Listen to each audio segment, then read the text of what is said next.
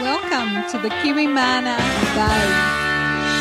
Hello, this is Gary and this is the Kiwimana Buzz, and this is episode number 88. And this week we're talking to Mary Canning from Follow the Honey in Massachusetts.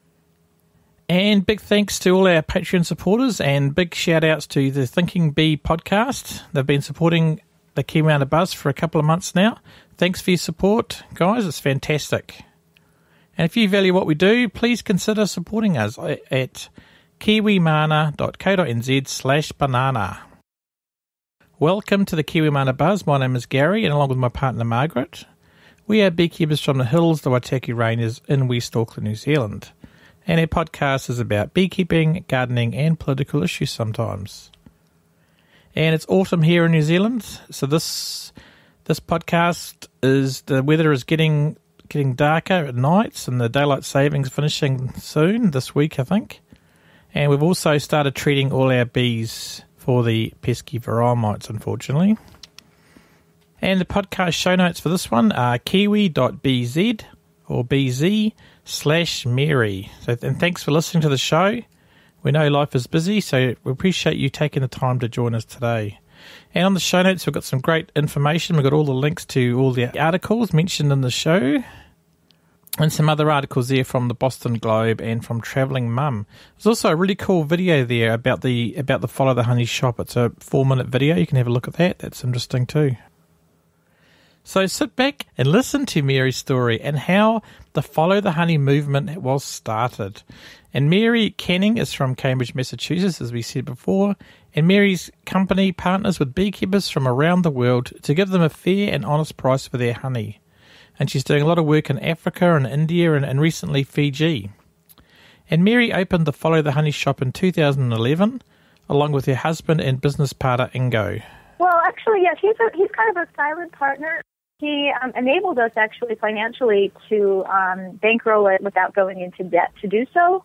My daughter, Kaneen, actually is more visible. Actually, I had sent you that photo of Kaneen on the nectar deck, and she had moved out to L.A. She had gone to art school out here on the East Coast, and, you know, like a lot of 20-somethings were dabbling in this, dabbling in that. She worked at Hasbro Toys, painting, and so on. And so when Ingo and I saw this wonderful little brick and mortar in Harvard Square that said cheapest rent in Harvard Square, we decided we were going to incorporate, because I had already started Follow the Honey as a passion project and a call to action, selling honey and beekeeping. And yeah, so Kaneen was actually, she's much more the front office person and the one on the ground daily doing the running it, yeah. Honey tastings, yeah. Oh, that's great. And you do a lot of public educational events as well, don't you? At the I mean, shop. that was definitely part of strategically, and strategically from a place of authenticity, to create dialogue and create a more engaged community space that would leverage honeybee education as a promotional tool, which is much more effective in terms of building goodwill than just, print ads. Yeah, so it was really an extension of Follow the Honey. That was, Follow the Honey itself is a call to action. No, absolutely. Mm-hmm. I mean, it gives you, it sort of helps you build community too, doesn't it? Mm-hmm. Yeah, that's it. I mean, how Follow the Honey is a spin on the phrase "follow the money." And Follow the Money, which was part of a not particularly proud moment in U.S. history, came out of the Watergate investigation. Oh, okay. Yeah. So when Bob Woodward was interviewing a source in the garage of the Pentagon, I believe, and at least in the movie they made about it, that when he was looking to discover the sticky trail of the corruption, he was told to follow the money. And so ours is sort of reappropriating that call to action and following the honey. We say at Follow the Honey that bees are a gateway bug. So once you start following bees and following honey, they are the window into the world. And you can get traction talking about gender inequity, the environment, human rights, science, farming, medicine, food, you name it. Bees and honey are a way in. So that was the Following the Honey. That is our way of, I call it, my sweet act of subversion. So inviting people to follow the honey gets the juices flowing, gets people engaged in dialogue. So they think they're just tasting the honey. Yeah. And all of a sudden they're having a full-blown conversation about geopolitics or borders or neonicotinoids or GMOs or, so it just gets the ball rolling to get people to drop into deeper discussion. Yeah, absolutely. No, I think that's so true. And I think that, they're part of the environment and we must look after them, haven't we? It's part of our role in the world. So, absolutely. I think you're doing some great work. Yeah, so Thank you, Gary. Yeah, no, it's awesome. I've been following your Facebook for a while, so it's good. And so Cambridge, is that part of Boston or is it a separate little town? Well, we are located in the bow and arrow district of Harvard Square in Cambridge, Massachusetts, which is also, a stone's throw away from Harvard University campus. It's a distinct little area unto itself across the Charles River from Boston, easily accessible by bicycle. Actually, you can walk over from Back Bay on a nice summer, spring day, or fall day across the Charles River. It's also accessible by the Red Line. So, Cambridge is definitely its own little community, its own little city. Right. Yep. Okay. Yeah, my only connection to it so far has been it was in a Bob Dylan song. Oh, really? Yeah. He's talking about Cambridge, Massachusetts. So I've often wondered, if it's a separate place, but it's quite close to Boston, isn't it? It's almost across the river, isn't it? Very close. And I went to college in Boston. I went to Emerson College. Oh, okay. Oh, very nice. I think the older I get, the more that my degree is earning value because they now have a space in Spain and in LA, and it has got a great communication and theater and film program. Yeah. Well, I mean, your shop looks like an amazing place. I mean, I've seen some videos online about it, and it looks like it almost looks like a kind of curio place as well, isn't it? As well as honey. You've got a lot of sort of honey related memorabilia and stuff like that in there, haven't you? Oh, yes. Actually, Gary, that's one of our, I wouldn't say public relations challenges, but frequently, until people come in, it's just like your home, not until people come in and they experience and sense and taste and smell the way you're describing something. Yeah. And so at times if you're, speaking with someone, maybe at a dinner party, and they're like, oh, I would come to follow the honey, but, we don't really need that much honey, and I already get this honey from my neighbor or something like that. Yeah. And I'll say, well, you don't know what you're missing because also, honey isn't a one-trick pony. I mean, pony, it is a vastly diverse elixir and a food. And, as a beekeeper, it takes 1,125 bees foraging 2 million flowers to make a pound of honey, so it's literally a 12th a teaspoon per bee. So it's concentrated life force and sun and water and earth, and that's reflective of the terroir in which it is cultivated. So when finally somebody comes rolling into the shop off the street, or because they've been meaning to see us for some time, they say, "Oh, where have you been all my life? I've been postponing coming to visit you." And now I see what you're talking about, and so I kind of feel as an ambassador of the honeybee in a very sort of sweet way, because that's the bees' work. The beeswax candles, the lotion, the salves, the honey itself, the soap, the chocolates that we make with honey, and so on. That all those things are aromatic and delicious, and so it's just really people being able to plug into that. Yeah, absolutely. So yeah, we're lucky. We're in a kind of a win-win business in that way. Yeah, I mean, it sort of sells itself, doesn't it? Really, that's great. I guess just make people aware where you are and stuff. So, and so if everyone out there go and visit Mary's shop, it'd be awesome. Yeah, because I mean, it's definitely. Yeah, check. I just want to say too, we're very active on social media, so definitely find us on Facebook. Follow the honey. We're on Instagram and Twitter. And also, if you go to Follow the Honey on Facebook, and of course we have a website, which is Follow the Honey, you'll find possibly a documentary film called Follow the Honey that's being produced by a woman named Karen Cook, who lives in Santa Fe, New Mexico, who I met in 2011 when I was Googling myself. I was Googling Follow the Honey. And I found this lovely fellow filmmaker who was raising funds on Kickstarter to travel to Afghanistan, and she was going to be an embed, and she did go with the National Guard, who was attempting to re-implement permaculture means in the context of war. So that was how she started to follow the honey, and she was our keynote, the first National Honeybee Day that we opened in 2011. So you might want to like both those pages. Yes, sounds good. That's amazing. And so you travel the world finding different honey to sell in the shop, eh? And so which one's your favourite? Well, I have to say, because New Zealand is such a phenomenal honey producing country as a country. Yeah, indeed. Which I'm sure you have Christmas bush, and you probably have similar flora to Tasmania, right? It's similar, yeah. I think they probably have different things. They call Manuka over there jellybush in Tasmania. Oh. Yeah, so. We had a gentleman, Dan Dowsett, who's a member of the Western Australia Beekeepers Association. He was coming through Boston a few months ago, and he did a presentation at Follow the Honey. Okay. And he's located in Perth, and apparently in Perth there's County of Canning, which is my last name, so that was kind of funny. I never knew that. So, but, he did, it was really interesting, because people get very hung up sometimes on labels and honey as it is becoming, and which we like to think we're part of the conversation in advocating for it to be, which is a much higher price, not a commodity, but an elixir, but a medicine, a food, and it's reflective of the flora and the people and the landscape.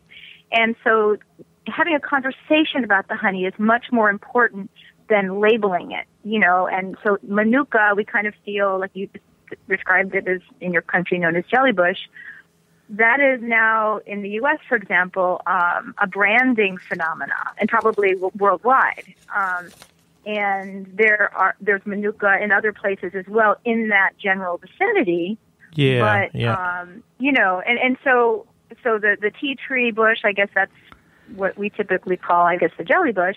Yeah, no, that's the main thing. But no, we call it the Manu Kibosh, but in Australia they call it the jellybush. Yeah. Ah, okay. Yeah, so it gets like in our country, for example, people can come in and get very excited about, you have that, like the label. Yeah, yeah. Of that, and then we say, well, you know what, but that. Well, let me just say, somebody I think they've been interviewed on your show who's a phenomenal beekeeper and has a wonderful presence in the U.S. beekeeping world and abroad is Kirk Webster. Yeah. Oh, yeah. Have you interviewed him on your? No, he's from Los Angeles, isn't he? Is that him? Yeah, he was and they featured him in Queen of the Sun, and no. And so people will come in and they say, "You have Kirk?" Well, we do have Kirk Webster's honey. But at times, we swap out sometimes. Even the harvest of honey is finite, and that's also part of shape-shifting the conversation from, which is of course the consumerist mentality, like it's supersize me. There is no supersize me in honey. So, no. It's like that beekeeper made that particular harvest in that particular season with that particular bloom, and that might be it. Yeah, that might exactly. be it. And so get it while the getting's good, and then also don't get hung up on the name of it, or even with the beekeeper, like with Kirk, we can say, well, he is such a role model and a mentor to so many beekeepers. It's just as valuable to try honeys that are cultivated by some of his proteges, which use the same beekeeping practices in the same area of Lake Champlain, Vermont, and so we're kind of always in a dance of conversation with people so that they don't get too fixated, on like one honey or one beekeeper or one place, because, and the funny thing is, Gary, sometimes it is the beekeepers themselves that come in the shop that at the beginning can be the most resistant to exploring. They kind of come in and like, oh, we're beekeepers. Oh, like we don't need to try the honey. We're good. Yeah, that's crazy because the honey's different from all over the world, isn't it? It's totally different. So. Oh yeah, and but then people do, we all can get provincial and kind of and everyone likes local and so forth. I consider myself a global locavore because I feel like we need the planet. We need the biodiversity of the planet. We need our collective humanity, So it would be great if I could get all of my vegetables and fruits in Boston, but I wouldn't want to get all my fruits and vegetables in Boston. It's a great frontier we have on the planet. And the economy of the planet also, I love that phrase, act locally, think globally. So, we should, obviously we wouldn't be in business if we didn't have, wonderful, loyal customers who decided they would get their honey from us. And that's a local gesture where someone who maybe can get a better price point at another store is making a commitment to buy at our small boutique because they know that they're supporting the small business local economy by that gesture. So, absolutely. So not to get too convoluted, but definitely when we encounter somebody who comes in and sort of says, I'm not a beekeeper. I tend, I'm a steward. I call myself a bee-facilitator. Yeah. But, if somebody comes in and they're like, oh, no, we're beekeepers. We don't need, I say, we really encourage you, even though you've been around bees a lot and probably tasted lots of honey, take the pack off. Allow us to introduce you to some more flavor profiles and stories. And then suddenly within a few tastes, their eyes are opening and they're, wow, we're talking about a tree honey that maybe they didn't know existed. We call it a co-production between an aphid and a honeybee. So, really gets people excited once they take the leap to move beyond feeling that they know all there is to know about tasting honey.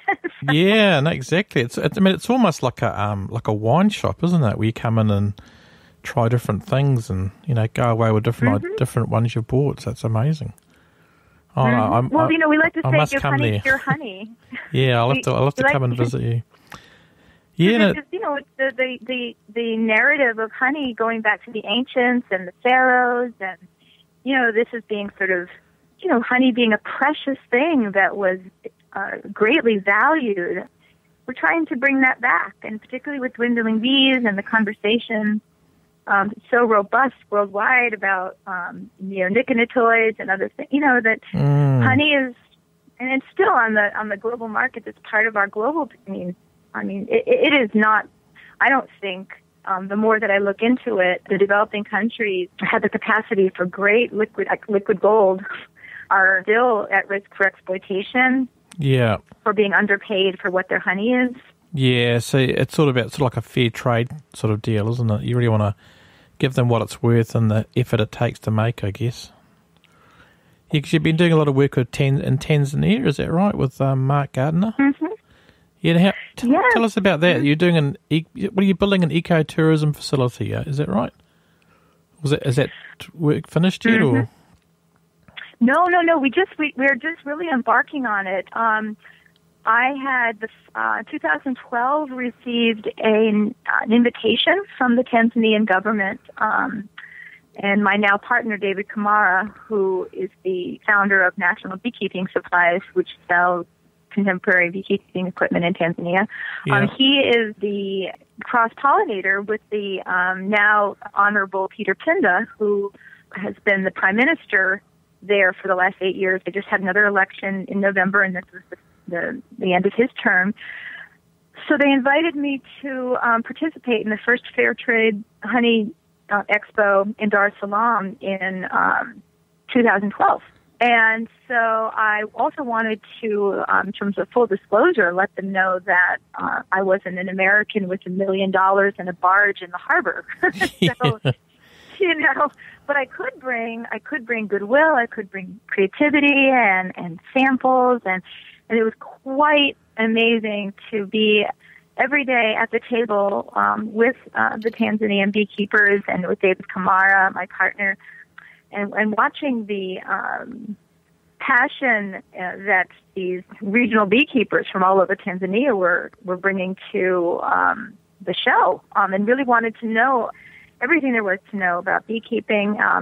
how we do in the U.S. I mean, I was fortunate because I was able to bring books. I couldn't sell them, but I could share them, and it's not something that's been available there. So, and then for them to pick up bottles of honey and see maybe a $28 bottle of kiawe blossom honey from Hawaii in a small little 8-ounce jar.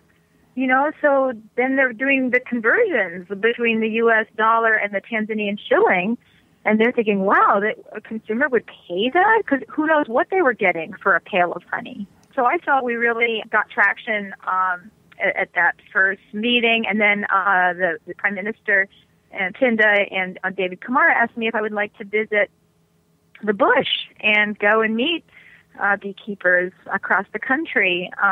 So as we were traveling from Dar es Salaam through Dodoma to Katavi, I basically, just in a creative, fun way, called it Niyuki Safari. So Niyuki is Swahili for bee. Oh, okay. Yeah.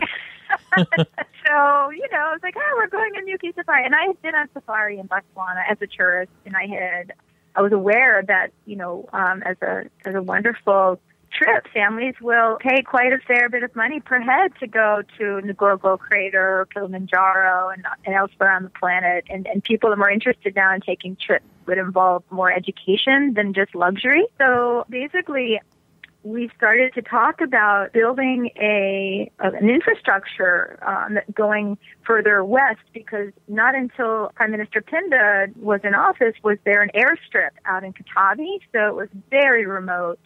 So flash forward to a few years ago, I was in Brooklyn, New York, actually at a friend's housewarming party, and I met architect Mark Gardner. Okay. So Mark Gardner and his partner Stefan Jacklich are partners in the firm Jacklich Gardner in Manhattan.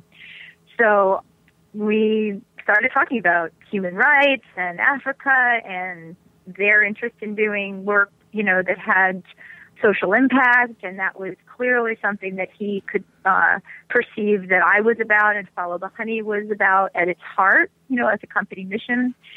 To get more honey money to the people. It's great. Yeah, so that's how we started to conceive this honey extracting facility that would serve multiple functions, one being the necessity to have it be USDA certified so that we could be the first to import honey from Tanzania, which, of course, the diversity of bloom is tremendous. There's the dark miombo blossom, there's baobab, there's acacia, the same kinds of extinguished bee and so on. So it would enable us to do that while being an educational hub where beekeepers could see reflected in the facility itself the dignity and integrity of their craft, of their working with bees, and indigenously, the African bees and beekeeping is something that oftentimes doesn't get reflected back to them as an empowered and dignified way to create a lifestyle for themselves. So anyway, it was I guess you could say a Hakuna Matata kind of, that was how we started talking. And so now we've got the first phase of architectural design drawn up. We're moving into the fundraising phase. We have a wonderful new bee associate, as I call our staff. We also named Brian Warner, who just got back from Guinea in the Peace Corps and beekeeping, and he's an MBA candidate over at Boston University. So he's going to travel to Tanzania this spring and begin to get in place, crossing the T's and dotting the I's, so we can more expediently get the honey over to the U.S. and get people excited to, in turn, travel back to Tanzania and then put more money into the local economies there. Oh, that sounds amazing. That's kind of, yeah. So are you going to crowdsource that sort of the money for that, or how's that going to work? You know what, we're going to probably do, I think nowadays you kind of have to try all your different pathways. For example, a Kickstarter. We have a lot of financial management type people that are affiliated with banks and social justice kinds of progressive fiduciary company, people that are looking to fund these kinds of things because they see that it's not, we're not just, we need to, all of us need to create profitability or nothing's sustainable. Yeah. So we're not sustainable. We don't exist. Brick and mortar doesn't exist unless people come to us not only for a jar of honey, but come to us to be aggregators, to be the go-to. I like to say we deliver love, Yeah. and opportunity. But, if we don't get people that see, you will make a gift box for $100 that will have all these goodies in the same way I would get a bouquet of roses for somebody in the same price point. We need that level of the buying population with the brick and mortar shop to keep that part going so that we can do that larger work, which is to figure out how we're going to build this facility, enlist, which is kind of a nice thing about angel funders and different kinds of investment initiatives now that are employing people's appetites for trying to make the world a better place and not just to make a good turn on their investment. So I think that this is what we're kind of doing now between our connection with the ministry over in Tanzania and investors over in Africa, as well as people over here in the U.S. So we're kind of team building. Kind of like helping them start their own business, isn't it, basically, in Tanzania, as beekeepers, Rather than just giving them charity, it's kind of like helping them start their own operation, isn't it? Oh, absolutely. Because that is, again, going back to, I don't know if I shared with you, but my background previously was working in documentary film. So I worked in public television for a big chunk of my sort of middle years. I'm at my birthday this week, as you know, so I'm the cusp of going into my geezer years, which makes me excited. I get to be here and do more cool stuff. And yet that was, having come from a nonprofit background myself, which most people who choose documentary film come from, a lot of that isn't sustainable. It's the money for the arts has been shrinking. Even Kickstarter. People like Spike Lee have been on Kickstarter. It's very competitive now to crowdsource. So in terms of, again, coming from a nonprofit background myself, and learning, as I've been trying to do for several years since I started beekeeping and following the honey, is that a lot of the NGOs, and it doesn't mean that they shouldn't exist, it's just oftentimes that people will go in and they'll make a difference. Like they'll employ contemporary beekeeping methods and teach sanitation and hygiene, other things that are necessary to make honey money profitable and possible for people. But then there's nothing tying in the local beekeeper to the economics of the planet and the global market.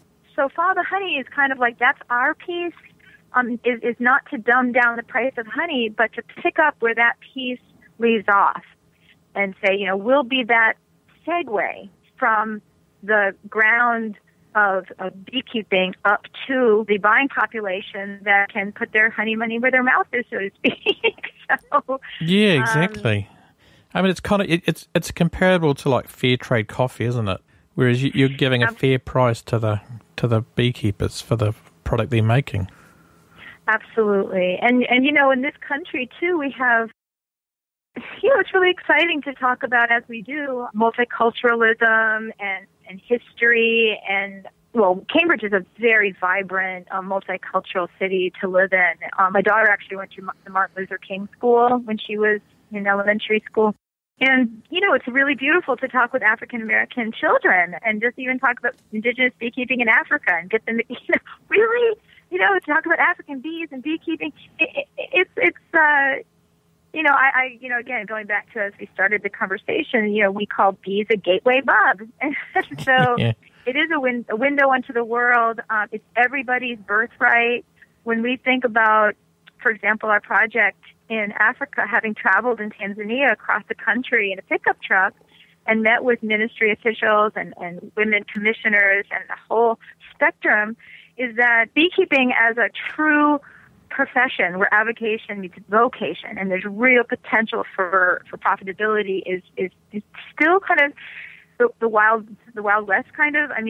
It's the temptation and the ubiquitousness of maize farming, tobacco, mining, the kind of professions that often, from what I hear, global national companies will kind of loop people into on the ground, thinking, wow, this is a great way that I can make a living, which may have, very acute, health risks associated with it. There's no ownership attached to it. So we're trying to, in a way, compete like the little engines that could, doing something that's healthy, that has integrity, that even in areas that are very remote and have lots of pristine flora and forage and wildlife, that those beekeepers become de facto stewards of the land because they need to protect the land and they need the blossoms of the bush in order to make good quality honey. So it incentivizes people to get involved with the farmers' cooperative movement that we're interfacing with over there. So that make any sense? I don't know. Yeah, no, absolutely. I mean, it's a better way to make a living, isn't it? And I think it's great. Yeah, I mean, certainly I'd rather be a beekeeper than a miner. It's a lot more healthy. Yeah, and you're supporting the environment there as well, aren't you? And you're helping other people grow food there as well by having bees there. So, absolutely. I mean, beekeepers are sort of like the new. They're kind of like rock stars. I mean, this is something that now everyone wants. Good. I mean, everybody wants to farm in the U.S. And then there's a lot of folks, and they have law degrees and all kinds of ways that they could be making a living, but they're trying to make a go of beekeeping or beekeeping and farming or food, just food as kind of a mechanism to nourish and to, it's the stories behind the food. It's why people, I kind of, when I came back from Kerala, India, that was the first place that I traveled following the honey 8 years ago.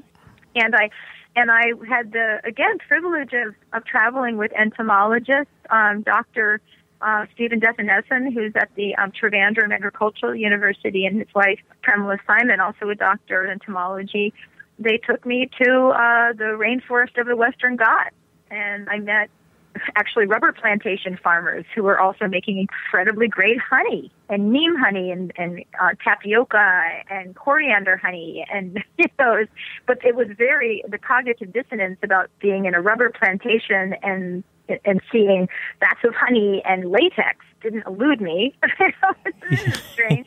But then they told me, because the rubber tree had no natural predators, so they were very pesticide-free farms. And then I met a family who showed me a mud floor and a hut, a very humble hut, one-room hut, that now had big stacks of beeswax and big barrels of honey. And then afterwards we ate in a lovely stucco home with electricity and refrigeration and a daughter in nursing school. And they told me that used to be our home. We used to live in that hut. Wow. And it was through honey money. It was through a commitment to beekeeping and being environmentalists in the rainforest and holding ground and not becoming deforestation folks or so many temptations.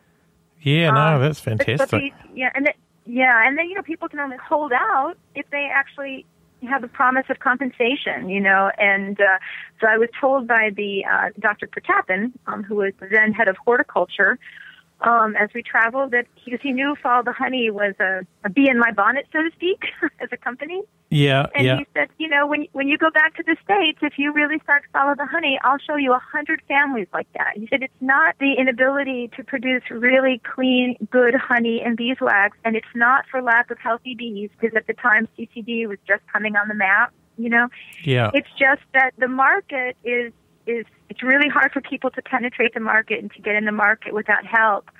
So that's the part that you play as that piece. You'll find a lot of alliance building from people like me who want to help people who otherwise are, again, at risk for exploitation.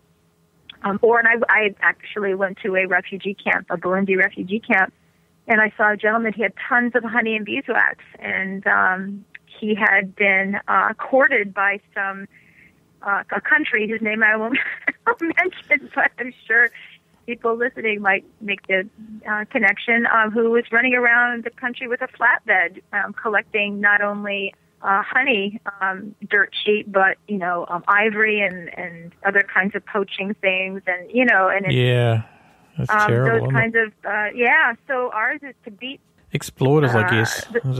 Beat the race, and then people will, stand together and say, no, we can do this, and hold out because everyone, I think, all human beings would prefer to, have their youngster, playing soccer and going to school rather than going to watering holes and having to do unsavory tasks that require them to be exposed to health risks and things like that. And so we can think of no other more holistic way to participate in human rights and social justice than being that economic segue for farmers on the margins. Yeah, kind of like a conduit, aren't you, to get that honey out to the market and give them a fair price. It's great.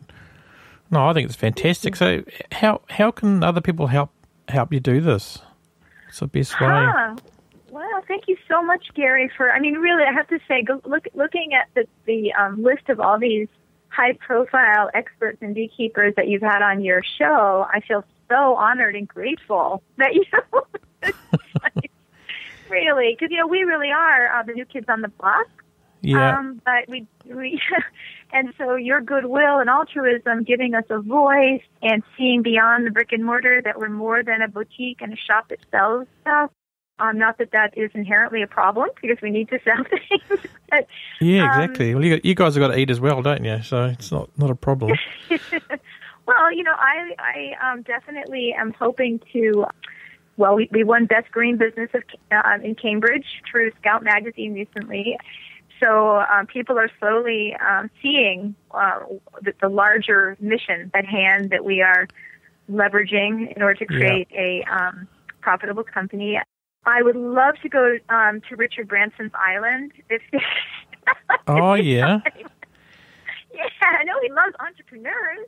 Yeah, exactly. Is it the one near Fiji? Is it the one?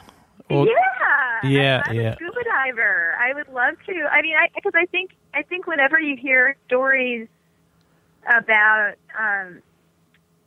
people that make it or start to make it, that there's usually like little turning points in their journey. And I feel like I've been, and myself, my daughter Kameen, Erin Shaw, who's a fine artist who's been working with us since we opened, and Pauline Malaya, and Justin Pargeter. I'm just to name a few because I'm thinking about our crew.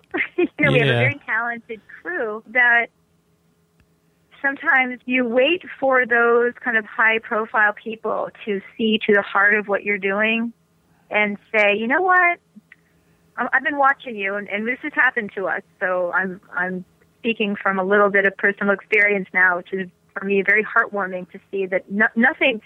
First of all, I think very few things that we do from our hearts are done in vain, that we don't always know the immediate outcome of our pollinations, and I feel that on that score, we're very much like the honeybee, that the honeybee as a superorganism behaves very altruistically, going about its business.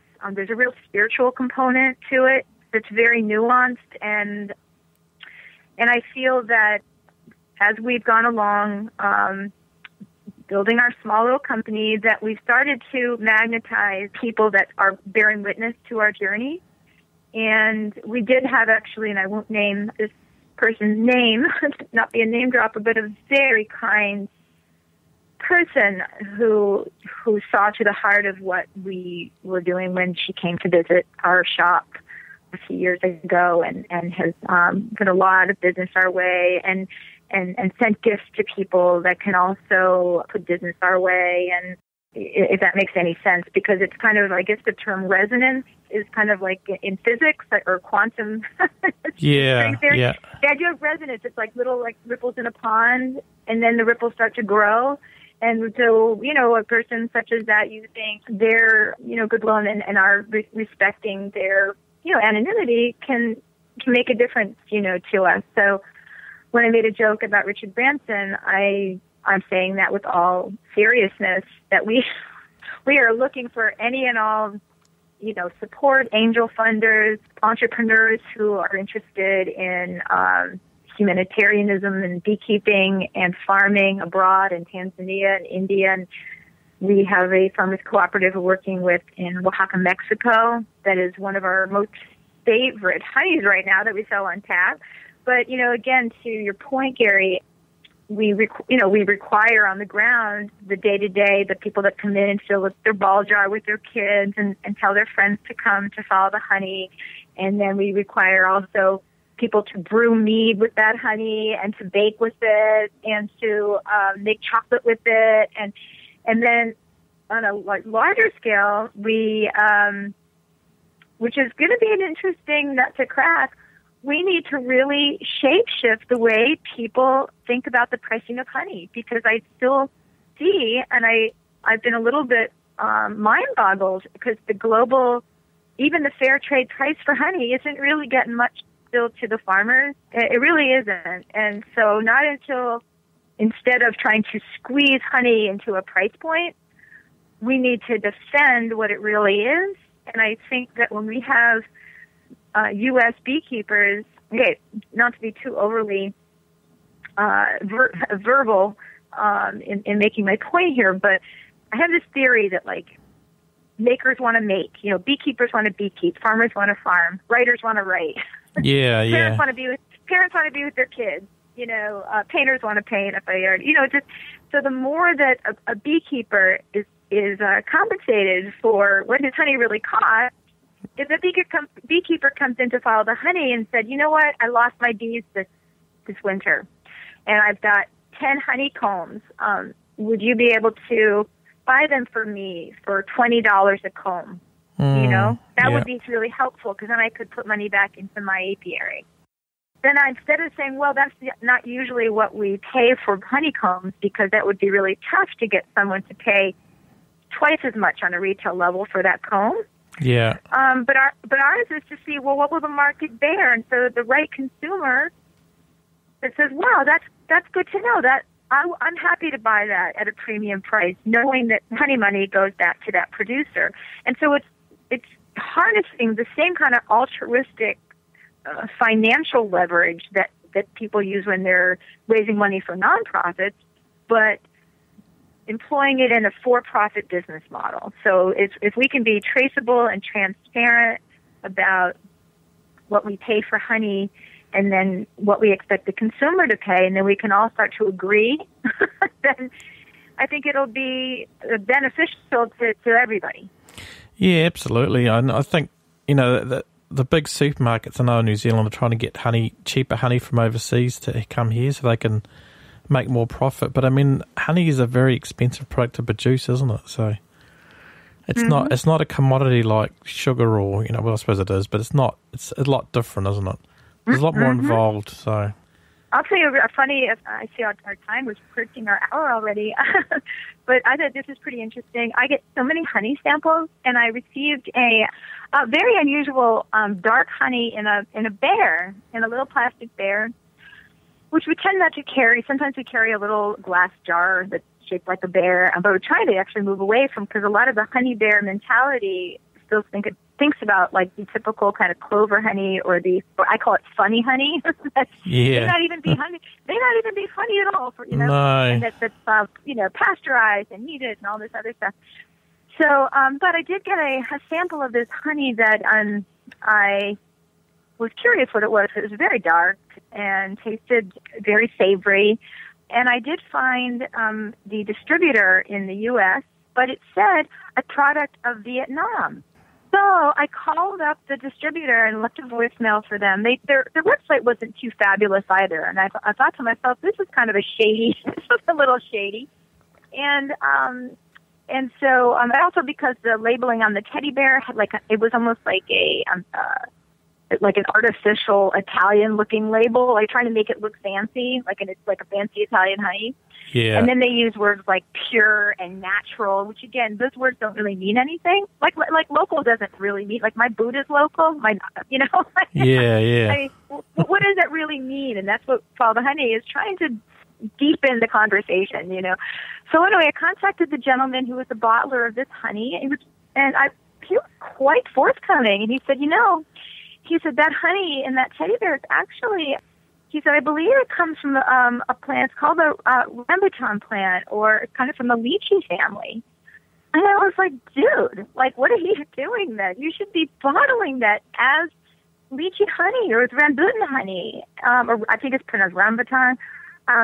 So I researched it, and it is a monofloral honey.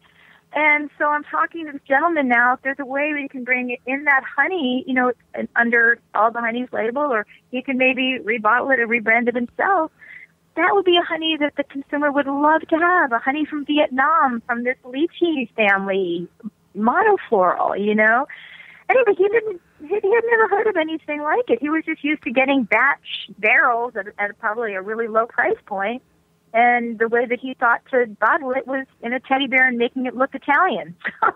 Anyway, I think that's kind of part of our little, honey revolution. And one of the women, actually, who's a big fan of Follow the Honeys, is originally from Sri Lanka. And we get a lot of families from the Middle East, and particularly because here we are in the Boston area, we have, a world-class teaching hospitals. People come from all over the world for treatment, here in the U.S. And so a lot of the Saudi families, and they really know their honey, and they really come in, they shop for honey in the same way if you went to a liquor store and you'd be getting a Cavassier and you'd be getting a Pinot Noir and and then you'd maybe run up a $500 tab and you'd be thankful, and we see that kind of buying pattern, or that buying, I guess in economics, and they call it sort of a hygiene or something around how they engage with honey. And I think, gosh, that's kind of what we have ahead of us as honey and bee ambassadors, is to create more of that kind of mentality on honey in the U.S. as is demonstrated by consumers that we see from internationals. For example, the Middle East, who has incredible deep roots in honey culture and bee culture. So that, I hope that makes sense. Yeah, no, absolutely. I think that's awesome, because I know overseas they do treat honey a lot better than they do in like a lot of Western countries. It's kind of it is like a consumer product, isn't it? And it's sort of, expendable kind of thing. No, I think that's great. I mean, that kind of thing's happening in the mead making industry, isn't it? It's almost like wine making. But if that can move to honey as well, yeah, that'd be great. Yeah, and we actually have a wonderful artisanal beverage cooperative in Western Mass that's the love child, if you will, of two former LLCs. One was Green River Ambrosia, and the other was Catalyst Kombucha. And they created a workers-owned cooperative called Artisanal Beverage Cooperative. And we are brewing right now a honey from Louisiana, from the Atchafalaya Basin, which is also an exclusive honey that we have on tap from Avery Allen, who's a beekeeper outside Baton Rouge. And the Atchafalaya Basin is the largest self-cleaning delta system north of the Everglades. It makes beautiful, Tupelo, red and white Tupelo honey.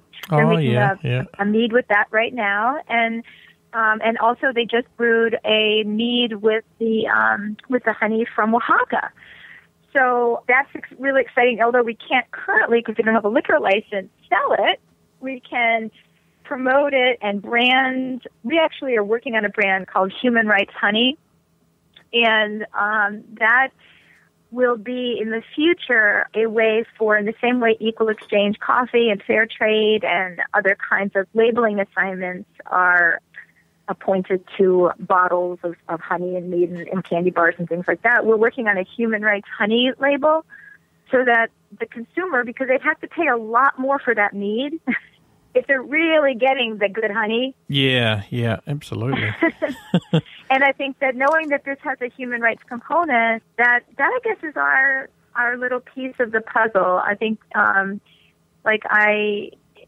think having worked in documentary film and worked in environmental film, sometimes you might meet some people in your journey that will work so hard to save a tree, or work so hard to save a primate, and create foundations and fundraisers and so on and so forth.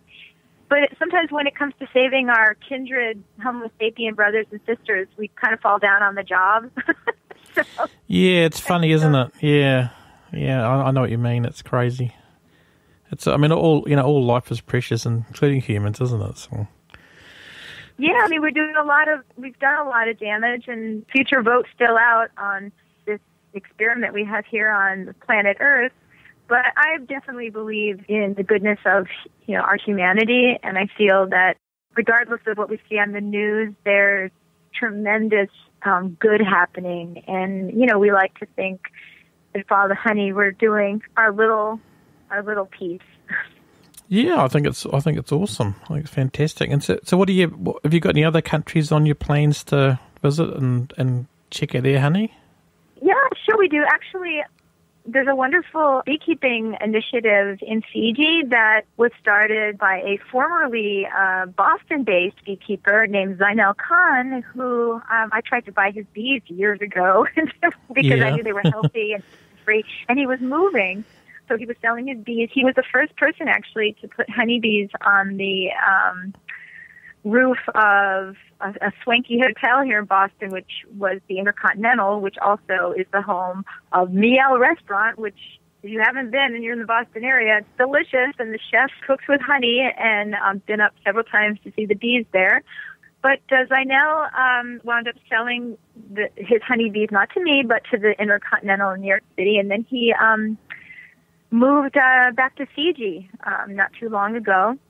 And he called a meeting with me before he moved, and he said that he had been watching Follow the Honey grow, and I was really touched by that because, we go about our business day to day. What do they call it, the daily grind? Sometimes, yeah. you don't know who's paying attention or no, you don't. Hearing you. If a tree falls in the forest, is anyone here? And then you hear someone say, "Wow, I've been watching you." And he said that I'm going back to Fiji to really make a go of building my honey company there. He comes from a lineage that had beekeeping in its background and so on. And of course, what has more flowers than a place like Fiji, right? And also what has probably more poverty and other kinds of afflictions and health issues and alcoholism, other kinds of things that are attributions, sadly, of places that can be big tourist meccas. And so the tourists, such as myself, because I have been on that side of it, and I've enjoyed going and scuba diving and staying in that nice lodge in the middle of beauty. And then I also know that there's kind of like the servants' quarters, that are their whole life is making my experience as a privileged Westerner, magical. And they might not see their family for weeks or months at a time. And so the idea of creating beekeeping initiatives in those kinds of areas where people can have real ownership of their beekeeping and become real, like they become, for example, part of Zainal's operation. And of course, there's several islands that make up Fiji. And so just to try to make that story shorter, that long story short, he said, that when he gets to the point where he's ready to start working on exporting honey from there to the U.S., he wants to work with Follow the Honey because he said he gets approached now by a lot of people because now a lot of people are seeing that there's money in honey, Yeah. And so, like anything, people start to get bullish and people jump on the bandwagon. So you start to partner and pay attention to people that you may have deep roots with, where people have proven that there's, an integrity to how they started beekeeping or farming or their business. And so I was really honored and touched that Zainal had seen that because it's not something now we're probably a lot more verbal and we do our part to, if anyone follows our social media, we know that we're always getting a message across. So we're doing more than just, selling honey. But I thought that was super cool. And I said, wow, thank you. So, I'll be, hopefully working with Zainal sometime soon to get, honey from Fiji. And, but David Kamara, my partner in Tanzania, he, and I, and both of our teams, we've all been working together, as I say, on a bee's wing and a prayer. Yeah. And we're kind of doing it, honestly, Gary, kind of like, and there's a return to this too, like the gentleman's handshake, that at the end of the day, we pay so much money to, the lawyers, the risk management people. Why are all these hedge fund managers getting money? It's not. So rather than try to beat the wheel, why don't we create our own wheel, our own kind of wheel of fortune that's based on transparency, traceability, dialogue, driving up the price of honey to what it's meant to be, not inflating it or trying to compress it and deflate it into a fiction to serve someone else's idea of what kind of profit they want to make. And I feel like there's an alignment in that and a momentum that we're slowly harnessing. We're part of something bigger than ourselves, let's put it that way. So, and I think that being part of beekeeping, the community as a whole, which is such a blessing to be part of globally, because I say find a beekeeper, find a peacemaker. And at the end of the day, contracts are meant to be ripped up. People break up and do all kinds of nasty things to each other every day, sadly. But if you find partners that you feel like you can trust and you're pulling together for the same end goal, I think you start to get sort of, I sound like I'm getting very evangelical, but I do kind of get kind of like, you plug into some, like a higher order of like the best that we can be. And I think that, bees, again, going back to how we started, I think bees are a gateway bug. And they're a gateway bug also for us to be the best human being we can be. And no pun intended, or maybe every pun intended. And I feel that my daughter is a fine artist. Erin is a fine artist who works with us, and we have a lot of really kind of creative and curious things we're up to too behind the scenes with building out Follow the Honey artistically. But once my daughter she did all the logos and the website and for many things. And first she used to make big murals and large kind of public art, and she's a fine illustrator, but she was kind of having a little bit of a creative block. And I said, just keep at it. You'll see if you are on the side of the bees will help you. Yeah. And I have met the most fascinating people over time that I say it got stung by the bee. And even if they didn't have physical bees, they may have, for example, and I know you'll be able to edit out what you find relevant and not to this segment, but there was a woman in Boston who we had begun a discussion on the Boston Beekeepers Google group. And she said, just to be honest with you, I don't have physical bees, but I do study the path of pollen. Yeah. So I said, that's fascinating. I said, I read Simon Buxton's book on the way to Kerala, India. And she said, well, he's my teacher, and I've been studying with Simon for 5 years. And so I became aware of, the sort of, honeybee as a more sort of shaman practice. And so the idea that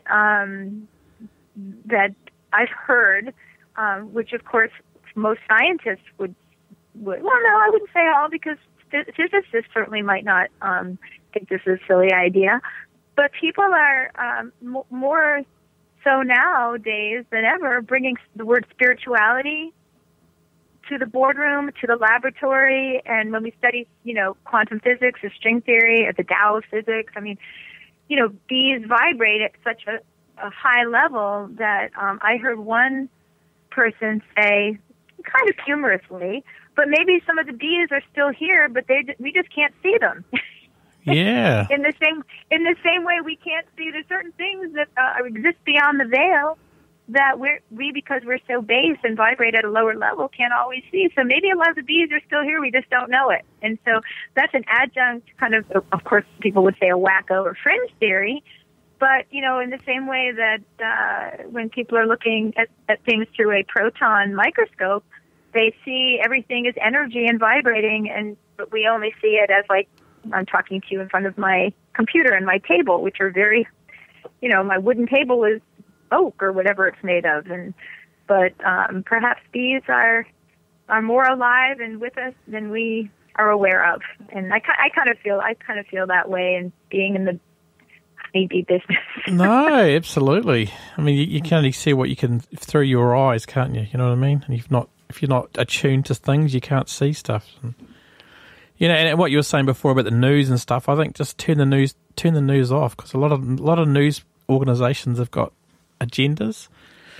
And you don't need, just find your news yourself. Get involved with the community and talk to people, and I don't know. That's what I think. I try and avoid the news if I can. It just depresses you. Yeah. Yeah. No, I agree. And, and I have to say, I think when I think about, which is kind of fun about bees, because people have an innate kind of fear of, like, stinging creatures, or, getting bitten or stung or, and, yeah. And so I think the news and also everything that goes along with it, having to do with propaganda and so on, is really preys upon our fear. And I think that, in a way, beekeeping is a very gentle way for people, which is so cool, to see how empowering bees are. When someone's like, oh, my God, I was always afraid of a bee. And then all of a sudden they're holding a frame. Yeah, I know. It's amazing, isn't it? Like me. So I think it kind of creates little mini superheroes. And then people are like, wow, look at me, I'm saving the bee, and I think... And it's really cool, because I think that the less fearful we are, and I think beekeeping encourages people to not operate from a place of fear, but a place of trust, the more that we can, together as a, human being collective, empower ourselves and not be hijacked by the the news and the fear mongers and the terror. And there's, I don't know how to pronounce terroir, but, the more terroir, less terror, and more beekeeping exactly. and more, actually I have a gentleman friend I've only met him on Facebook, but one of his children went to school in the U.S. He's from Yemen, and he's a mechanical engineer, and he's not from a part of Yemen that right now is, who knows? To keep up with what's happening on the planet requires, but we just start talking about bees and honey and sitter honey. And because I had first read about